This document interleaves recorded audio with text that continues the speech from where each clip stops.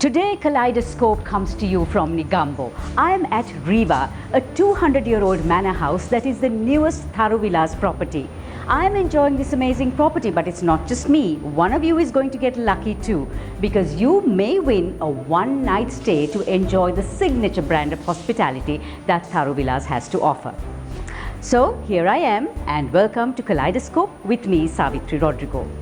Today we have on our People's Bank News Capsule Nayantara Fonseka, the chairman and founder of Taru Villas, and she's rather elusive, but she braved the cameras to be with us today. Also, the chairman of the Colombo Stock Exchange, Dimuth Fernando, talks about the reasons for Super September. And the Bernards Banian is back. A third-generation Botejue Guyane is excited about the unveiling. We are urging men to take a seat at the table as we discuss sex, health and baby matters with ARKA founder Manisha Dissanayake and Dr. Radhika Sunderaraj, who's their mentor.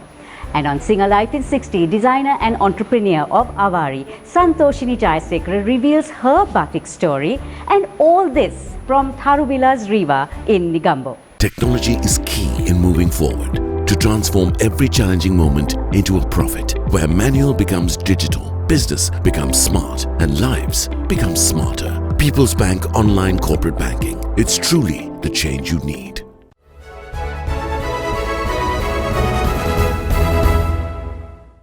So here's our People's Bank News Capsule this week from the very stylish environs of Riva, a 7-bedroomed, 200-year-old manor house that's hosting us this week.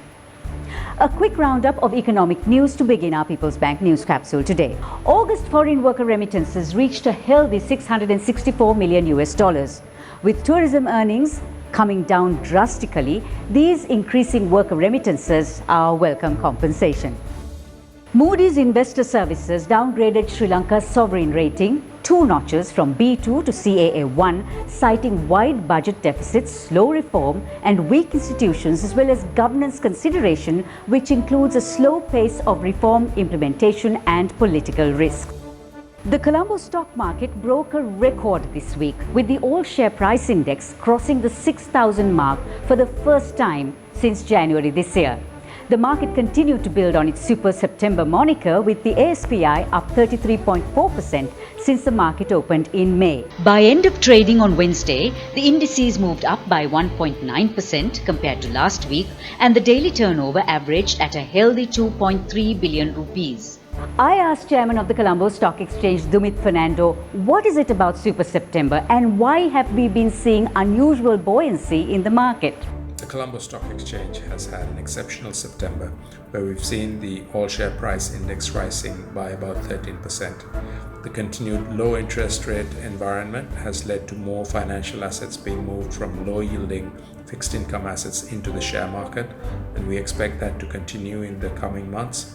We've also seen much stronger confidence levels in the earnings of corporates in the post-COVID environment. We have also seen at a macro level more confidence in the government's ability to repay its sovereign debt obligations due to the strengthening external reserves position, shrinking current account deficits, as well as stronger remittances. Finally, we have seen a lot of strong local manufacturing stocks doing very well in this period, as government policies to prioritize local manufacturing have been rewarded by investors as they expect strong earnings in these companies in the coming quarters. Called Tea and Bicky's Brown Ale, a collaboration between Dilmah and Pirate Life Brewing, it's made from handcrafted malted barley, New Zealand hops and infused with Dilmah single origin pure Ceylon black tea. It was tried out by the Fernando family and Australian High Commissioner David Hawley prior to the launch. How's that for a drink? Gold prices moved up slightly to $1,891 per ounce, up from the low of $1,860 this month, but still lower than the high of $1,970 levels seen at the beginning of September.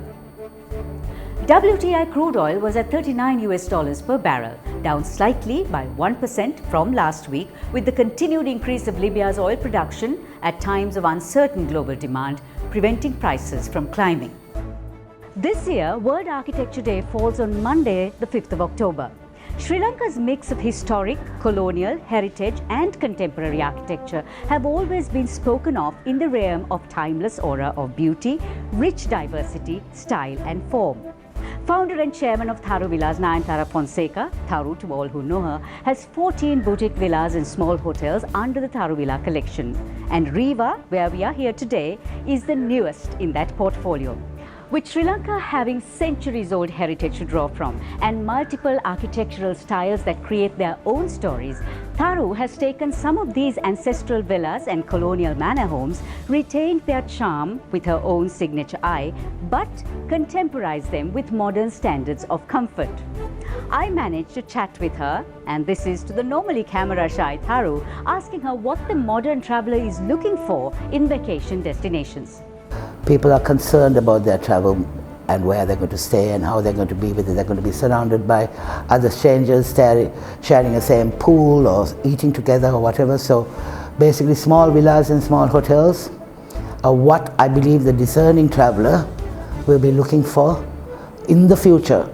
And I think we stand to benefit in the longer run after say 2022, I believe in being able to afford people to come in and to come home basically, and we'll take care of them. My staff at Taru Villas have been taught that every guest who walks in through those doors are king, and basically nothing, beat anyone. They come in there and they treat them so beautifully with that Sri Lankan hospitality, such a cliche sentence to make, but needless to say it's a smile, and we are happy to have you here. We're going to serve you. Shadow service is what I like. There yet not there. Not in your face service. But we do aspire to give them what they want, when they want, how they want it, before they ask for it. Now, wouldn't you like to experience the feeling of getting what you want, when you want it, but long before you have even thought about it? Well, here's how you can. Taru Villas is offering 1 night's double occupancy stay with breakfast included at Taru Villas Riva, Negombo to one of our lucky viewers. All you have to do is type in your name and mention the newest villa to be added to the Taru Villas portfolio, and send a WhatsApp or text to 077 697 6899. The winner will be announced next week. Globally, 1 in 8 women is diagnosed with breast cancer. With October being Breast Cancer Awareness Month, we turn the spotlight today on the first private radiation treatment facility for cancer in Sri Lanka, Ceylinco Healthcare Center. Promising a highly experienced panel of oncologists, radiographers and support teams who impart state-of-the-art technology in cancer treatment, the center's tomotherapy HD treatment system has, for over 13 years, given radiation treatment to over 7,000 patients and is the most advanced system the country has. It's most effective on patients with breast, head and neck, pancreatic, anal and rectal and prostate, brain and lung cancers, and does minimum damage to healthy tissues. 69 firefighters graduated from the Fire Service Department Academy recently. To celebrate the graduation, the firefighters walked 15 kilometers accompanying their fire and rescue trucks. They will henceforth be called on-the-job cadets. It is so encouraging to see the younger generation in family companies take the driving seat and race ahead to the forefront. Bernards Botejue Industries was founded by Bernards Botejue in 1948 with just 1 knitting machine, 3 sewing machines and 5 employees. It is the oldest apparel manufacturer in Sri Lanka and has some pioneering products in its portfolio, including the famous old Bernards Banian. Well, the Banian is back. With some innovation, a few tweaks and an eco-friendly packaging, the newest version of the Bernards Banian is being launched by the 3rd generation Botejue, Gayani Botejue, who's here to tell us all about it now. This was actually an idea that we came up with during our 3 months of lockdown. We thought of bringing back the good old Bernards Banian that was initially launched by my grandfather way back in the day, and it was so popular. We thought it was a good time to launch this brand because of the import restrictions, and there would be an increased demand for locally produced, locally manufactured products. What's new with this brand is we thought we'd do something different and launch it under the brand name Vyaya, which is short for the singular word Vyayama. So we use that to launch initially menswear, which is briefs and vests, and we eventually plan to launch women's innerwear as well as activewear for both men and women in the future as well.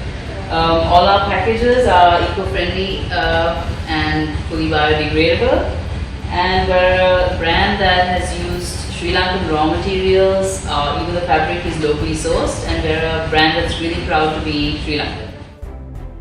World leaders from 64 countries, including France, Germany, Canada, New Zealand and the UK, pledged to clamp down on pollution, embrace sustainable economic systems and eliminate the dumping of plastic waste in the ocean by the middle of this century. And while these world leaders are trying to restore the balance with nature via a 10-point pledge, for many decades now, artists around the world have been fighting for action against climate change through their art. Global Day of Climate Action was last week, and one such celebrated artist who has been focusing on sustainability and environmental degradation long before climate change became global political issues is celebrated Sri Lankan artist Anoma Wijewardene. 7 exhibitions and countless campaigns later, Anoma, in an article in Ground View, says that having watched the reckless devastation of the planet, activists, writers and artists have no option but to continue campaigning for the preservation of the planet. If you have a thrill for speed, then this is what you must do.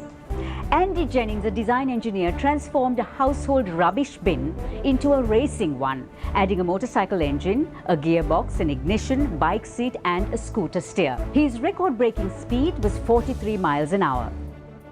Giving a new meaning to reusing and recycling, a factory in Vietnam was busted for washing and recycling over 300,000 used condoms and selling them to unsuspecting customers. I guess their marketing plan might have included the slogan, pre-tested.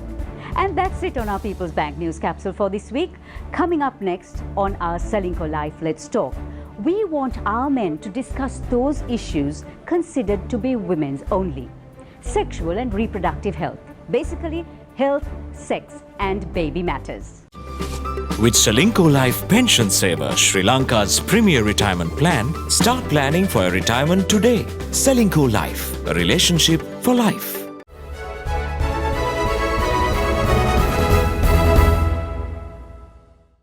Is sexual and reproductive health a woman's issue?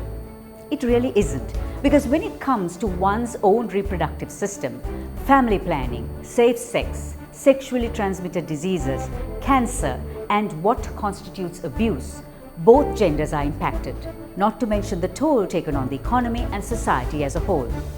Culturally, there's discomfort in talking about these things, but with 7.52 million people at the risk of developing cervical cancer in Sri Lanka, the second most common cancer impacting women in Sri Lanka after breast cancer, almost 50% of Sri Lankan men saying they had committed rape in a 2013 UN multi-country survey, increases in teen pregnancies, rape, abuse, criminal abortions, incidences of STDs, and advanced stages of carcinoma.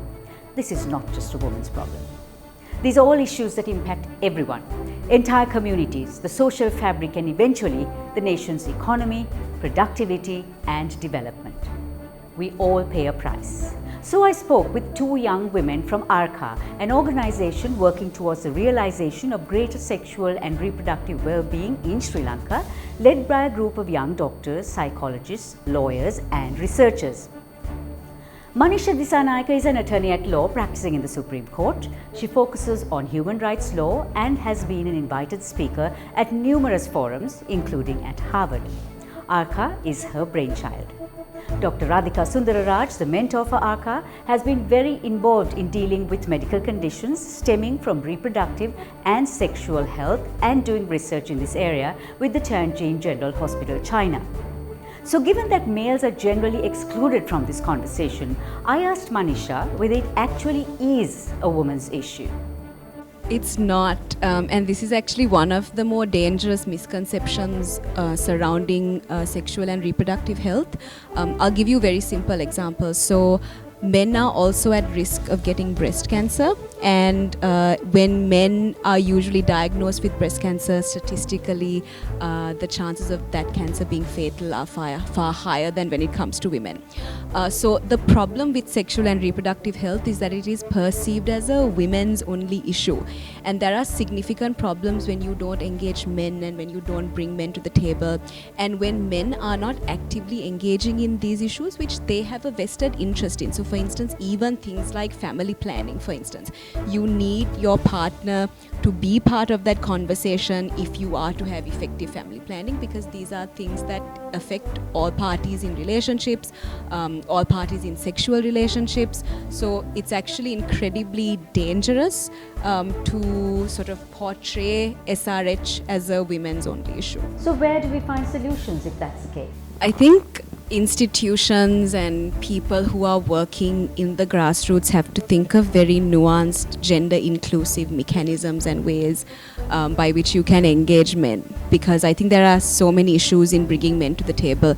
The first is that men may be emasculated because, again, like I said, these issues are perceived as women only issues, and the other thing is men are deliberately excluded from these conversations, and that's due to the various barriers and the impediments that certain socio-cultural things, present.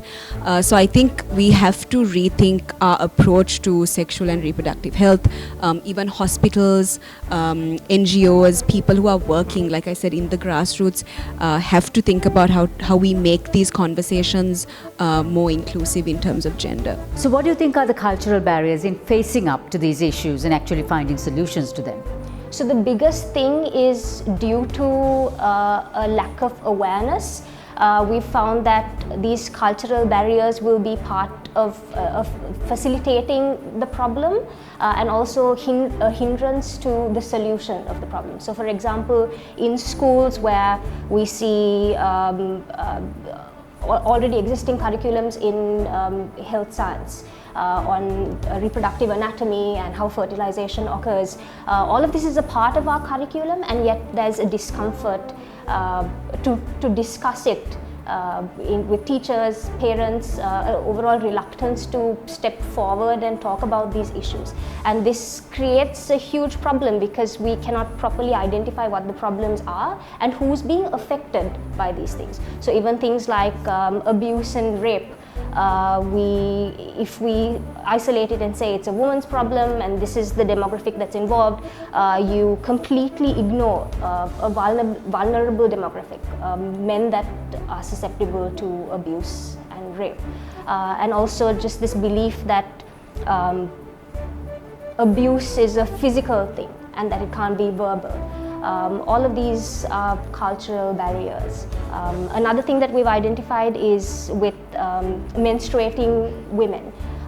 One of the projects that we tried to bring in was a sustainable sanitation project, where we had to really rethink the menstrual cup. We found that a lot of menstruating women could not afford normal sanitary napkins, and so yet they were reluctant to use products like the menstruation cup because there was this fear that the hymen will be torn in the process. So in order to really find proper solutions to this problem, we have to break these cultural barriers as well in the process. So Radhika mentioned that this should be an inclusive process, a gender inclusive process. So if we are to get males and females and even the LGBT community into this conversation, how are we going to do that? Yeah, I think with normalizing these conversations, I think these are things that have to start at the grassroots, because these aren't changes that can be wrought by way of government policy or a law, for instance, because you have to sensitize people to these things and you have to normalize these conversations.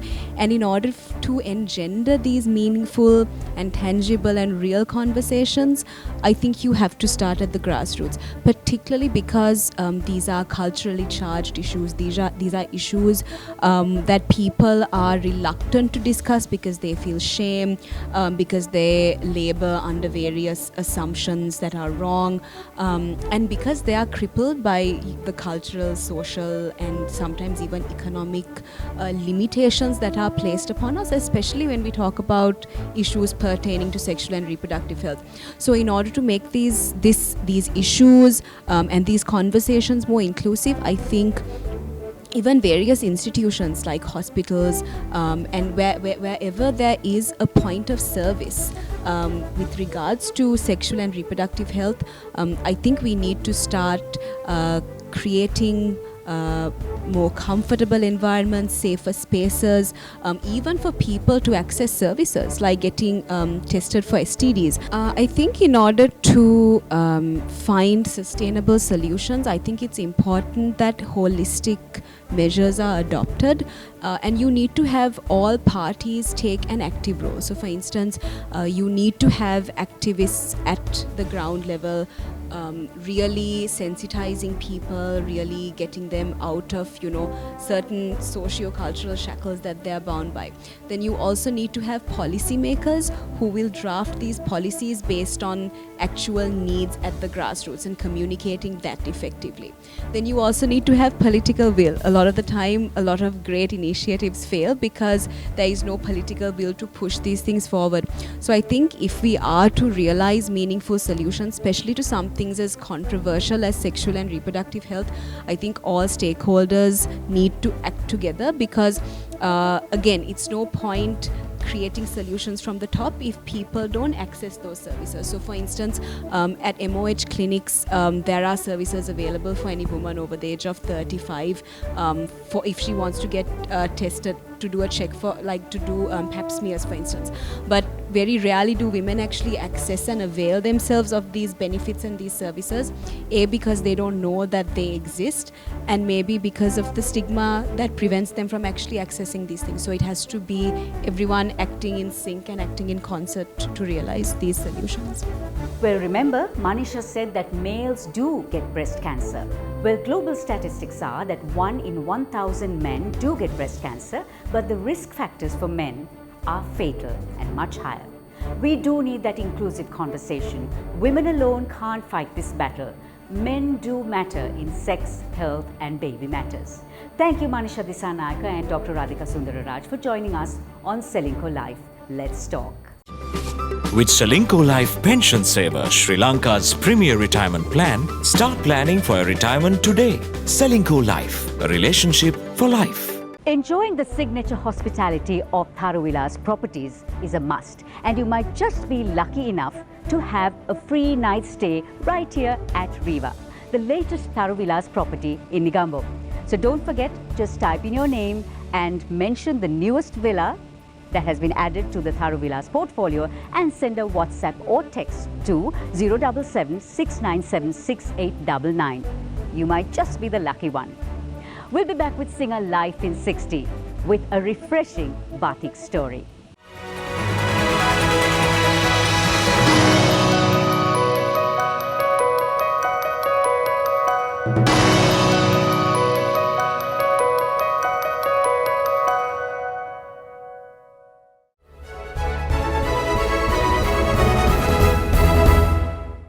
As Singer Life in 60 unfolds today at Riva, Negombo, designer and entrepreneur of Avari, Santhoshini Jayasekera, says how she fell in love with batik and decided to empower women through it.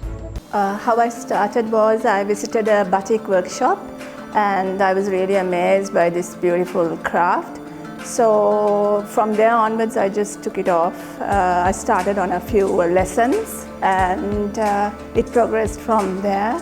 What's really unique about Avari is that it's from the initial sketch to the design, to the fabric, to the dyeing and to the waxing, from the tailoring to putting it all together is all handled by women, and that is something that brings us all together, and we have a very close relationship.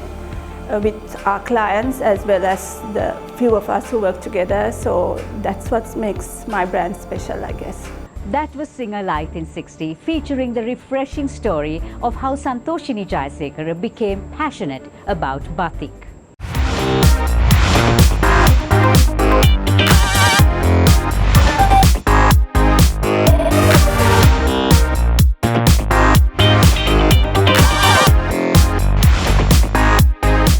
And as we bid you goodbye from this 200-year-old manor house, Taru Villas, Riva, I'd like to remind you that if you want to give us any feedback, suggestions or stories you'd like to see, please email us on kaleidoscopeweekly1@gmail.com. And if you'd like to watch us on Let's Talk, Life in 60 or our news capsule clips, you'll find it on our playlist on YouTube, or simply subscribe to Kaleidoscope with Savithri Rodrigo and join us weekly. Now don't forget, text or WhatsApp your name and the latest property to join the Taru Villas collective, and you can win a one-night stay with breakfast right here at Riva. Keep your mask on, wash your hands, and next week the lucky winner of the one-night stay will be announced. Now here's your Kaleidoscope takeaway. Most of the shadows of this life are caused by standing in one's own sunshine.